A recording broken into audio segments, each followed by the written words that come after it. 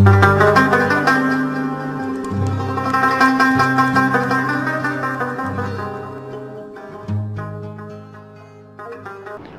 کلیم الله امجد صدر مردان چیمبر اف کامرس اینڈ انڈسٹری. زه یو پروګرام له تلم د مصطفی کمال روټۍ کړې وه په بغداد کې او هغې کې ما شامل شوم په حیثیت صدر او په حیثیت بیلما. زه هغه روټۍ ته تلم چې روټۍ لرم نو هلته پکې هغوی خپل پروګرامونه وو خو په هغه پروګرام کې زه شامل نه یم. زما خپل ګروپ شته، خپل یو پارټي مې شته، خپل یو تنظیم مې شته، نو زه په هغې کې شامل هغې کې یم او اوسه پورې زه هغې نه تښتېدلی یم او نه ترې ځم او نه هغوی ما نه تښتي. زموږ ګروپ برقرار دی او خپل زموږ په دې ګروپ کې لکه د نسیم الرحمن زموږ مشر دی او زه او ظاهرشاه د دې ګروپ ملګري یو. مونږ بلې یو پارټۍ سره هېڅ قسم اتحاد نشته دی او نه زه اتحاد کوم. زه که یم دلته به سره یم او دې پارټۍ سره مې اتحاد دی که نه بس استعفا به ورکړم او کور ته به ځم. بل څه موقف دې کې نشته دی او ښه صفا خبره ده چې زموږ ګروپ دا یو دی، زما نسیم الرحمن او ظاهرشاه دا یو ګروپ دی او دا به انشاءالله چې مونږ نه یو دا به هم نه.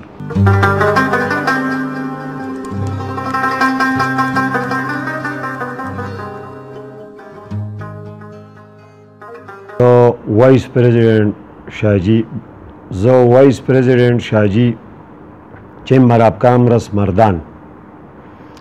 هغه بله ورځ یو ویډیو زمونږ سره مخالف دي، هغوی سره ګروپ مروپ جوړو، هغوی یو ویډیو چلی زمونږ د چیمبر صدر کلیم الله امجد صاحب هغه پکې لکه بار بار ښیي او دې تاجرانو ته یو څه ته بل څه ته به داسې یو حل یې جوړ کړی دی. نو زه د هغې باره کې یو څو خبرې کوم. هغه داسې ده چې زمونږ صدر کلیم الله امجد د چیمبر اف کامرس چې کوم دی دې سړو ورته سوال جواب کړی دی چې زمونږ د روټۍ پروګرام دی او روټۍ له راشي او هغه هلته لاړه، هغه روټۍ دعوت یې قبول کو او روټۍ کې کېناستو.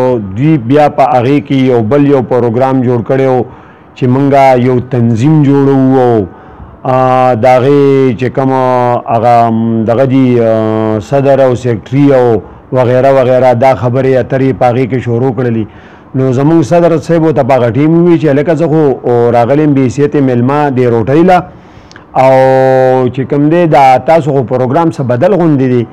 نو زه د هغې حوالې سره مې دا خبره کوله، دا تردید مې د هغې کوو چې زمونږ صدر کلیم الله امجد زمونږ د نسیم الرحمن د ظاهرشاه ګروپ او د نسیم الرحمن یو اتحاد دی په چیمبر باندې او هغه اوس هم دی او هغه به بیا مي او انشاءالله هغه به بیا مي.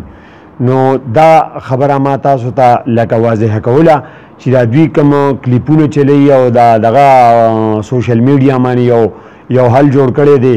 نو دې کې ذره بره څه حقیقت نشته دی. دا ما چې څه وي دا بالکل حقیقت دی. او بل یو خبره کوو چې زمونږ د مخالفو پرونو تختبای میډیا له یو انټرویو ورکړې ده چې په هغې کې دغه دوه تنانو حاضرو، یو بې حیثیتې د چیمبر اف کامرس سابقه صدر ځان حسابو او بل چې کوم دی جنرال سیکرټري سابقه مرکزي تنظیم تاجران ظاهرشاه ګروپ و. خو لکه هغه خو زمونږ د ګروپ سره څه تعلق نشته. نو هغه خپل یو ګروپ هغه دا یو خبره کوله چې دا کرونا راله او په دې کې دا لاکډاون رالی، د تاجرانو خدمت ونه شو، پلانکې ونه شو، ډینګرې ونه شو او داسې او دا د انتظامیې ټوټان دي او پلانکې او ډینګرې. نو زه هغه ته دا یوه خبره کومه چې په تاجر هر کله سخته راغلې ده او د هغې نه ظاهرشاه خبر شوی دی. نو هغه ظاهرشاه ته مونږه په دې خپل ګروپ کې 11-22 نوم مونږ هغه له ایښودی دی. نو هغه په ټیم باندې چې هغه ته پته لګېدلې ده نو هغه په ټیم باندې ځان رسولی دی. د هغوی سره یې مرسته کړې ده، هغوی سره یې منډه کړې ده او د هغوی کارونه چې څومره دي هغې راغونډ کړي دي. نو د ظاهرشاه باره کې په کرونا کې زه تاته په لاکډاون کې دا یوه خبره کومه چې هغه یو ورځ داسې نه ده تېره کړې چې هغه ډي سي له نه دی تللی، هغه ډي پي او له نه دی تللی، هغه تاڼو ته نه دی تللی، چا چې ورته رنګ کړی دی. داسې دي په تاجرانو کې یو سړی ثبوت کړي چې ظاهرشاه ورته رنګ کړی دی او هغه ورغلی نه دی. ظاهرشاه خلاصه کې زه په خپله راته ویم چې ما ته چا رنګ کړی نو په ټوله کرونا کې زه هم پرې تاڼو ګرځېدلی یم چې په ډسټرک مردان کې څونه تاڼې دي که نه په هغې کې زه په خپله هم ګرځېدلی یم چې زه بحیثیت وایس پریزیډنټ چیمبر اف کامرس زما دا ذمہواری زما و یوازې رضی ارشاد و زم د تاجرانو نمائندګي کوم دلته په چیمبر کې نو زم ګرځېدلی یم.